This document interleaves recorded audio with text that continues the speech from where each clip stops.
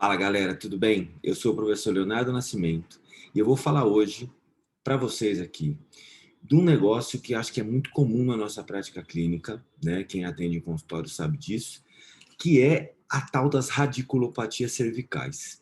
Então a gente tem muitos casos, né, de dores cervicais, né, que são de origem dores radiculares, né, no membro superior, que são de origem cervical. E essas dores radiculares, muitas vezes, precisam ser diagnosticadas com o que a gente chama de testes provocativos. Então, a gente precisa utilizar os testes provocativos para conseguir descobrir qual é o grau de comprometimento dessa coluna cervical ou se eu tenho um outro problema no membro superior para essa dor irradiar para lá. Então, a gente precisa saber, primeiro, um diagnóstico diferencial para saber se isso é uma radiculopatia cervical, um problema cervical que está provocando a radiculopatia, que está irradiando para o membro superior, para ver se eu preciso avaliar o membro superior ou não. E pode ser que tenha as duas coisas ao mesmo tempo, mas de um jeito ou de outro eu preciso fazer esse diagnóstico diferencial. Uma das manobras que a gente utiliza para fazer esse diagnóstico diferencial, a gente chama de manobra de Sperling, né?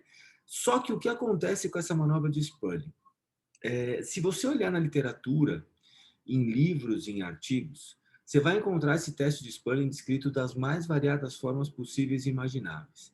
Por exemplo, dentro da literatura osteopática e quiroprática, esse teste é chamado de manobra de Jackson, ou teste de Jackson, que é um teste de compressão, né, de estiramento, tem várias formas de utilização desse teste, com extensão, com inclinação, com rotação, com flexão e por aí vai. E a gente pode ter também esse teste como manobra de Sperling, que é utilizado na terapia manual ortopédica, na ortopedia, né? na medicina ortopédica, na traumatologia. Só que o que acontece? A manobra de Sperling, para alguns autores, ela também pode ser realizada da seguinte forma: coloco a mão na cabeça do paciente, coloco na posição e faço pequenas pancadas na cabeça do paciente para gerar essa compressão para ver se eu provoco essa dor irradiada. O que acontece? Dentro da literatura científica, a gente acredita, tá, que a melhor possibilidade de utilização desse teste é dessa última forma que eu descrevi. Coloca a mão na cabeça do paciente e faz uma compressão contínua, não pressão. Por quê? Vou falar para vocês do primeiro parâmetro. Se a gente for falar de pressão, de cima para baixo, por exemplo, de compressão, né? O que vai acontecer?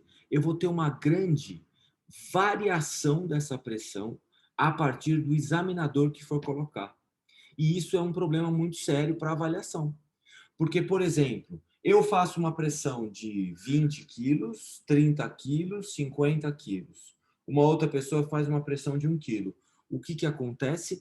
A confiabilidade da resposta do teste cai demais. Então, o que acontece? Primeiro de tudo, para você aprender de vez como é que faz esse teste, você vai fazer com pequenos socos.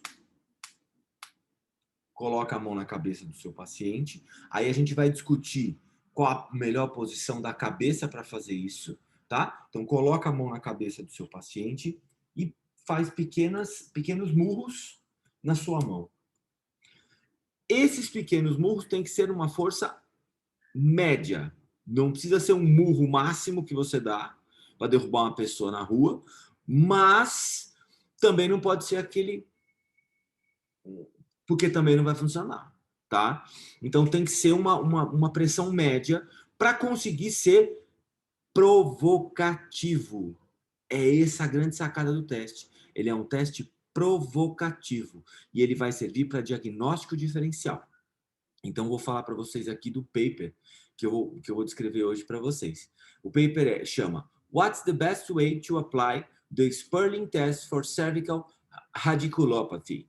Então, o que ele fala nesse paper? Ele fala que o exame físico tem que ser um processo que envolve algumas etapas, tal, e dentre essas etapas eu tenho os testes provocativos.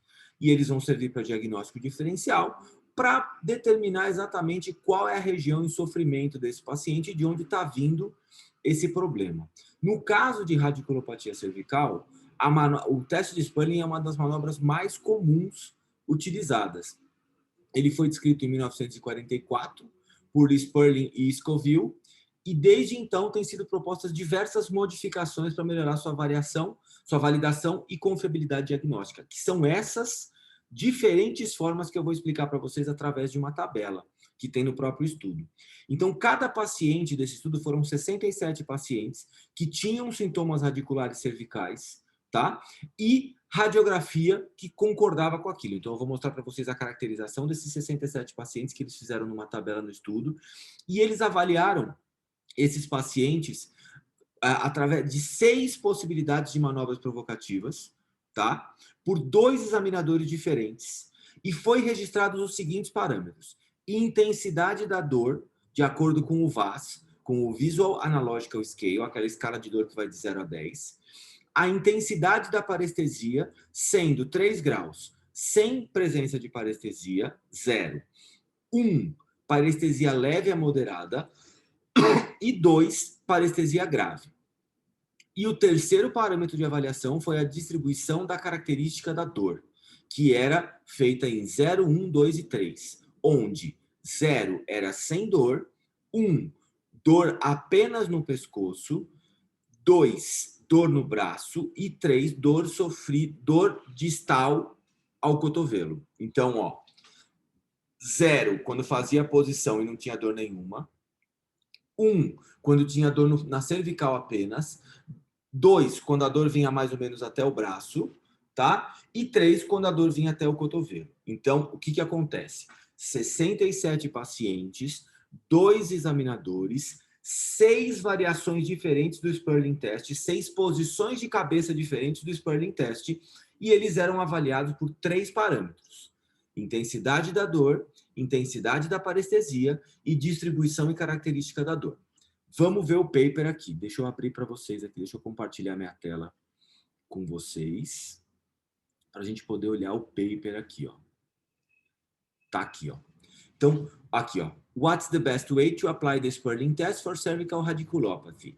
Então, tá aqui, ó, o diagnóstico da radiculopatia cervical, é feito basicamente pelo exame clínico, incluindo testes provocativos. A manobra mais comum é a manobra de Sperling, que eu já falei para vocês.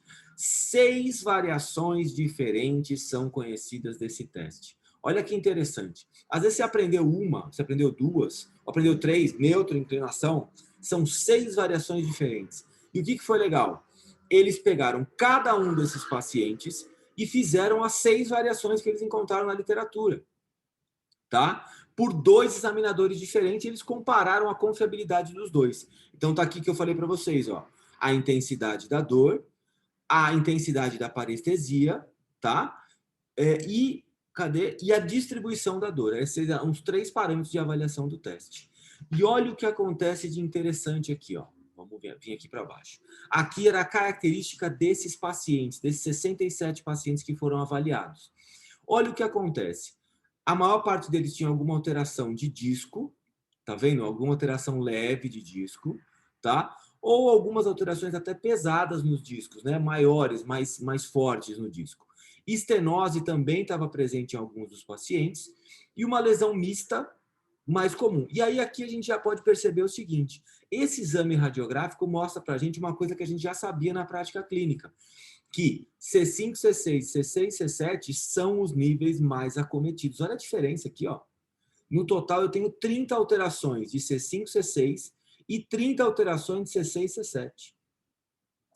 Frente a 2 alterações no total de C3, C4 e 5 alterações de C4, C5. Ou seja, os níveis mais acometidos, que mais vão provocar radiculopatia, são os níveis mais baixos da coluna cervical. E é ali que a gente precisa focar a nossa avaliação quando o nosso paciente tiver uma radiculopatia, porque essa tabela está mostrando exatamente isso para a gente. Então, essa era a caracterização desses pacientes. O que esses pacientes fizeram, então? Foram submetidos a 6 variações diferentes por 2 examinadores de manobras de Sperling. E olha aqui como é que foram essas manobras, ó. Então, deixa eu diminuir um pouquinho a tela aqui para vocês poderem ver todas. Então, na primeira situação, era feito somente uma inclinação lateral e compressão. Na segunda, era feita uma inclinação lateral, uma rotação, uma inclinação lateral com rotação.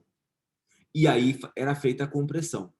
Na terceira situação, era feita uma extensão e compressão.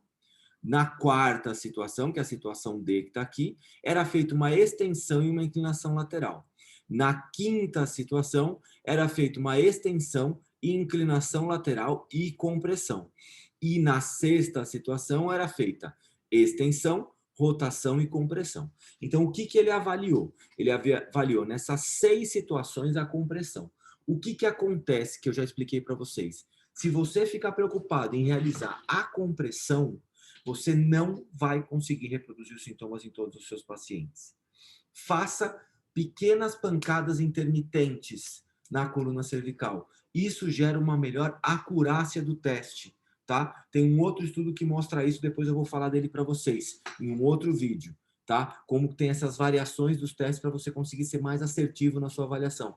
Então, em vez de fazer só a compressão, coloca a mão na cabeça do paciente e faz uma pancadinha com força média. Você vai conseguir ter um resultado melhor nesses parâmetros. Então, de novo, pegar aqueles 67 pacientes com aquelas características que eu mostrei para vocês, aplicaram essas 6 variações aí. O que aconteceu? Vamos olhar aqui os resultados. Olha aqui, ó. O nível médio de parestesia, vamos ver aqui primeiro, o nível do VAS, tá bom? Lembra que o VAS vai de 0 a 10. O gráfico mostra que a média do VAS foi entre 7, tá? A média do VAS foi maior em extensão e inclinação lateral. A manobra 4. Então, a manobra 4, que aí uma coisa que ele faz estranho aqui nesse paper, ó, aqui ele chama de manobra 4. Só que aqui ele chama de manobra ABCD. Então, é essa aqui, ó. Essa manobra aqui, que é a D, que é a manobra 4, na verdade, essa manobra aqui foi a que deu o VAS mais alto. Então, para o VAS, para a escala visual analógica de dor, essa manobra aqui, que é a manobra que faz extensão e inclinação lateral, foi a mais provocativa para a reprodução de dor do paciente. E somente isso. Agora, quando eu pego aqui o índice de parestesia, lembra que era 0, 1 e 2, a característica da parestesia. Parestesia 0 era não apresenta, moderada, leve e alta. O que acontece? Esse gráfico mostra o efeito médio da parestesia com aquelas 6 manobras provocativas. Com a adição de extensão, então, para a reprodução de parestesia, a maior intensidade foi na manobra 6, que é essa aqui. A manobra 6, então, ela faz o quê? Extensão, rotação e compressão. O que acontece? Para perceber se meu paciente tem parestesia, o que eu vou utilizar? Tá aqui, ó. Extensão, rotação e compressão axial. Aí eu consigo ser provocativo para parestesia. E a terceira situação interessante desse paper é o seguinte: distribuição de dor, que era sem dor, dor cervical, dor no braço e dor no antebraço. Eram 4 situações, 0, 1, 2, 3, que eram 4 situações específicas. O gráfico mostra a média da distribuição de dor. As manobras que incluíram extensão tiveram um melhor resultado como provocativa de distribuição de dor. E para dor provocada na região do cotovelo. Então, o que a gente pode concluir com esses estudos aqui? Deixa eu parar de compartilhar minha tela aqui com vocês. O que a gente pode verificar com esses estudos aqui? E uma outra coisa importante, as diferenças desses resultados entre os 2 examinadores foram resolvidas por um consenso entre os mesmos. Então, o que acontece? Se desse uma diferença na interpretação de algum desses parâmetros que eu falei para vocês, eles faziam um consenso, avaliavam o paciente de novo os 2. Então, ó, quando foi avaliada a confiabilidade, uma ferramenta utilizada para esse fim é o índice de capa, que eu já falei para vocês algumas vezes. Então, esse índice de capa ele varia de 0 a 1, né? Mas, na verdade, se a gente for pegar matematicamente, ele vai variar de -1 até +1. onde -1 é que assim, é totalmente diferente a resposta um do outro, e 1 é 100%. Um acertou, um fez exatamente o que o outro conseguiu. Então, quanto mais próximo de um, melhor. Então, o que, que aconteceu? A confiabilidade o interexaminador do VAS foi entre 0,78 e 0,96, sendo considerada excelente. Ou seja, esse parâmetro do teste de Sperling teve uma boa confiabilidade, porque o kappa variou entre 0,78 e 0,96 nesse estudo. Tanto que esse estudo ele tem nível 2 de evidência. Esse estudo tá sendo reproduzido em vários guidelines de dor cervical. Inclusive, tem um outro vídeo aqui no canal sobre um guideline de dor cervical que fala desse teste também, tá? Que inclusive acho que usa esse estudo aqui. Os valores de kappa calculados variam entre 0,58 e 1 para a intensidade da parestesia, tá? E 0,63 a 1 para a distribuição característica da dor, sendo considerado de bom a excelente. Ou seja, aplicar a manobra de Sperling com essas variações para o meu paciente com radiculopatia cervical vai me ajudar bastante a saber quanto de comprometimento ele tem de dor irradiada, qual que é a intensidade da dor que ele tem, tá? E qual que é o território de distribuição dessa dor. E aí o que acontece? A conclusão é que a manobra que consiste em extensão, inclinação lateral e compressão axial resultou uma maior pontuação do VAS, então é mais provocativa para a dor, e foi associado com a dor mais distal também. Os mais altos níveis de parestesia foram relatados após a aplicação de extensão, rotação e compressão axial, e essas manobras, no entanto, foram menos toleráveis, causando interrupção do exame em 3 ocasiões. Então, quando eu faço extensão, rotação e compressão, o meu paciente tolera menos porque ele é mais provocativo. Sempre que a radiculopatia cervical sempre que o meu paciente tem uma radiculopatia cervical, essas observações sugerem que manobras provocativas devem ser incluídas no meu exame físico e, normalmente, elas têm que utilizar extensão e inclinação lateral, em primeiro lugar, seguido sempre de compressão axial e rotação, se a gente tiver um efeito inconclusivo da manobra anterior. Então, o que acontece? Quando eu vou fazer o meu exame do paciente, eu vou utilizar a manobra em extensão, inclinação lateral e rotação, nessas variações. Só que com muito cuidado. Por quê? Dependendo da pressão que eu colocar, por isso que eu falei para vocês fazer uma pressão intermitente.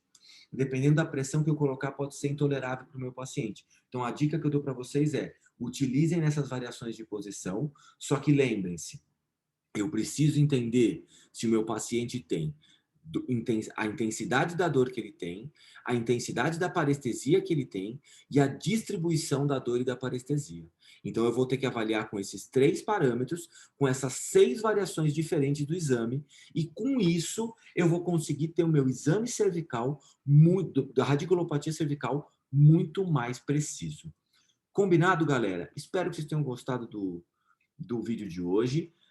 Compartilhem, façam tudo que vocês quiserem com o vídeo, que eu gosto bastante. Se inscrevam no canal, que ajuda também. E ativem o sininho, porque aí vocês recebem as notificações quando tem vídeo novo. Tá bom? Valeu, galera. Beijo, até a próxima. Tchau!